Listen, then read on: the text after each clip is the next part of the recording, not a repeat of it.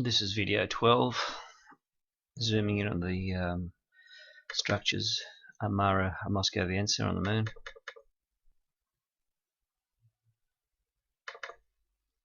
Some of these areas are blurred, so we're just trying to home in on more clearer areas. Okay, here we have a bit of things happening. Down that crater bottom there, we see those squarish type of walkways and pathways happening in courtyards, which look excavated into the soil.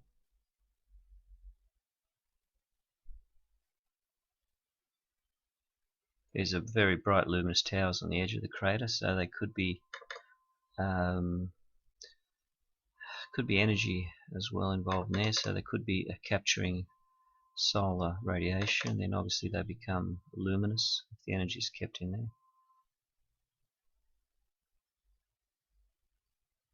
Again, these are very, very luminous rods in the edge of the crater.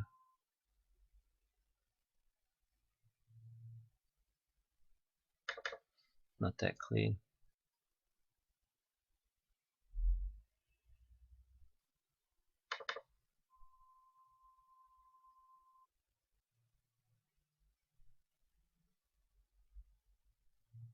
Okay, this is a very good example of internal rods in the crater sticking up, and a very large building of rod construction on the side.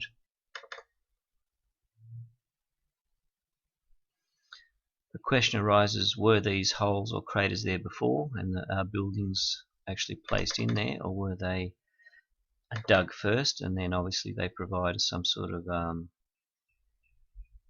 here's a very good example coming up there. You'll see them come out of there, of the crater, and then they're obviously hidden in the crater against potential solar flares or other type of storms.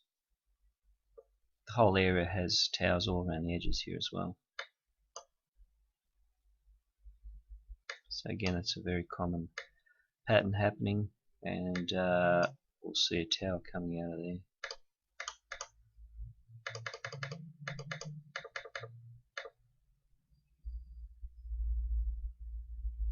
Internally there and around the edges as well.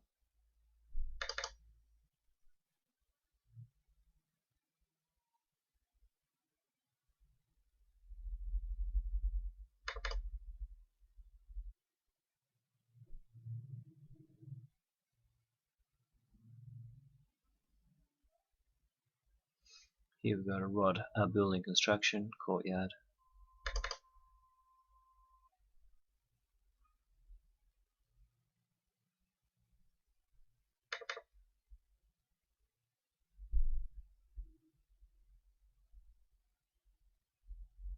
We've got a rod building construction here again, excavated areas.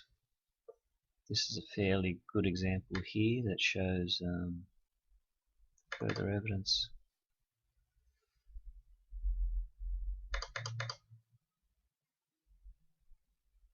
Another one.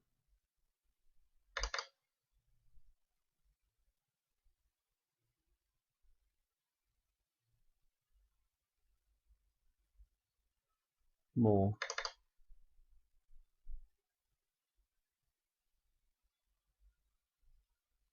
This shows a very large clump of rod towers here in a building form, and again those peculiar bright white lines around the edges. They look very luminous, as though they're emitting a type of energy. These are fairly bright as well, internal as well.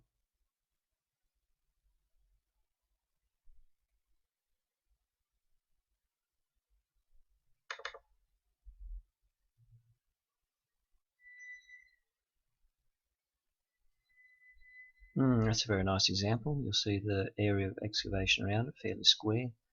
Horizontal rod, and the sideways rods there, also in the crater.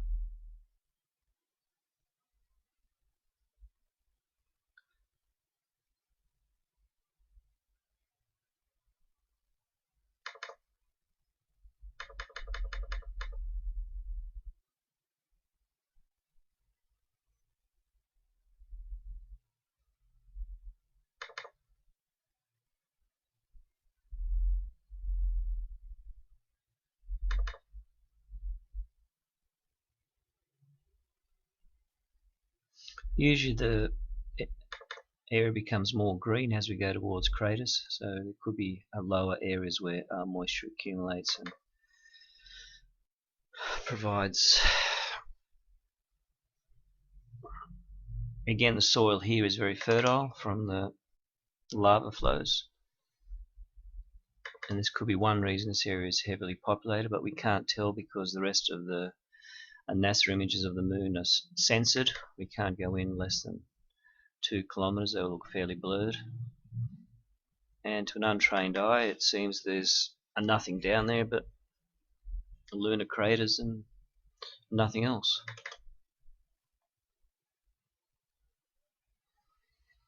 Again, the question arises why this area has been left uncensored, and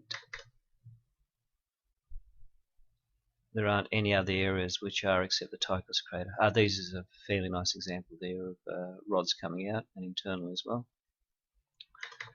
Again, we should think, have these images been created in Hollywood in some sort of screen set, then placed onto Google Moon? Everything's possible as a form of disinformation. The answer is probably no, because these same structures are in the Tychus crater, and there has been attempts to actually blur them out by reducing the resolution. Here we go. Here's an example of excavations happening around the edges and bright luminous structures. So if that was the case, well, why would they have attempted to decrease the resolution of the Tychus structures? Here's that evidence again of bright white lines around the courtyards.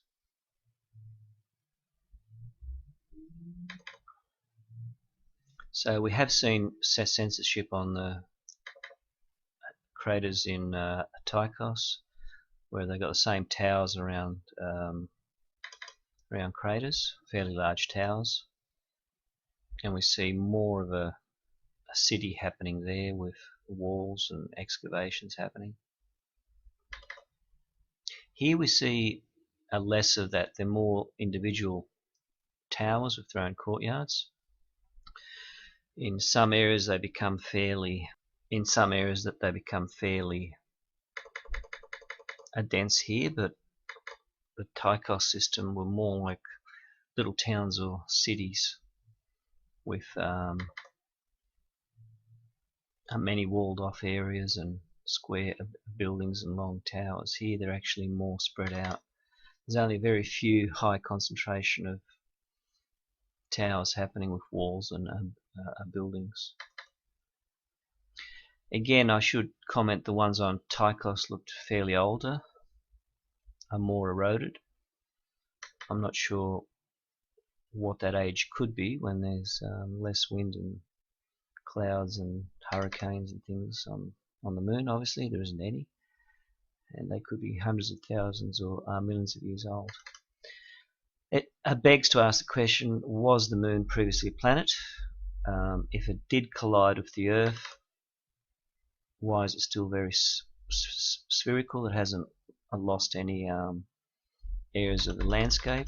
If it did collide with the Earth, if it did collide, it would be a pretty large type of collision. It would still be spinning to a certain extent. The moon doesn't spin, it just, one area which is very bright seems to face the Earth as though it provides a light during night time, and that area is very luminous. It's quite hard to understand. The far side isn't that luminous, and that's the side where by chance it does not face the Earth. This is a fairly nice example of rod tower structures, internal rods. So how has this accident happened, where it's actually placed in an orbit where it doesn't spin? It's perfectly spherical. It looks like an ancient planet.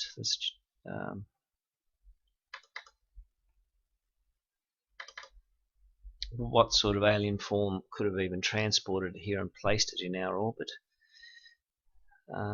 And Why haven't they attempted to build these structures on Earth and land here? There we go.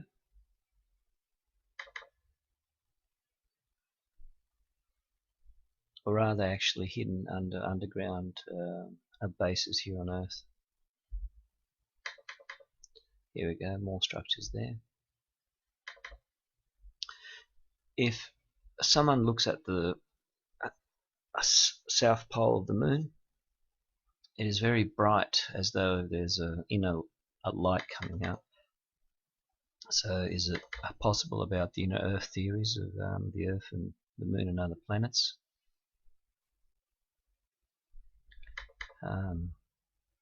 That's a bit harder to believe, but I've seen a video of Admiral Byrd when he actually flies into a Bunga's oasis where there's warm lakes and they're a peculiar colour of blue, green and red. The temperature's warm, and that's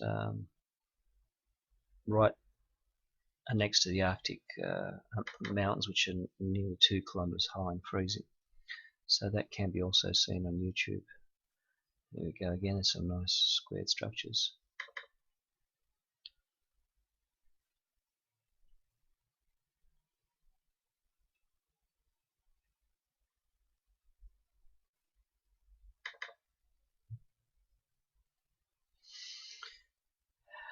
So with all this activity happening on the moon, how is it possible that these highly advanced life forms haven't also established colonies on Mars? Is it possible Venus is also a cover story, where the cover story is it's full of sulfuric acid clouds and high temperatures, except a Russian probe that landed and opened its parachute had no trouble at all and took clear pictures of a rocky surface as well. And with these previous images, why didn't the Apollo moon landings happen in these areas of alien artifacts or alien colonies? Why did they land in areas where you couldn't see any of these objects and try to tell us the moon is very barren? And I assume these images could have been obtained by satellites in the early 60s or late 50s. So why wouldn't they aim to actually land here and walk around these structures? Is it to actually slow down the space race, where they thought potentially the Russians could also then try to land and find any secret technology?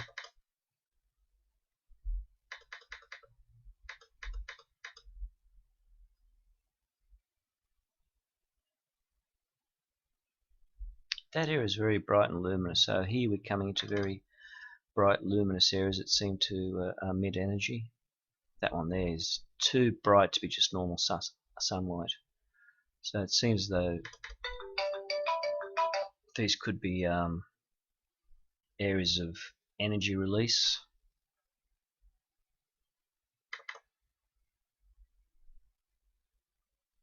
And again, the rumor is it's actually fusion energy from helium-3. And William Cooper, in his YouTube episodes, The Hidden Truth, talks about a UFO that crashed in Roswell, and inside they would use compressed helium-3, which was rotated at huge speeds in an internal circular tube, and that created anti-gravity by electromagnetic generation that just propelled the gravity of the Earth and the Moon. That's similar to the American TR-3B, which if you Google, you'll see the construction. The speeds are about 60,000 revolutions per minute.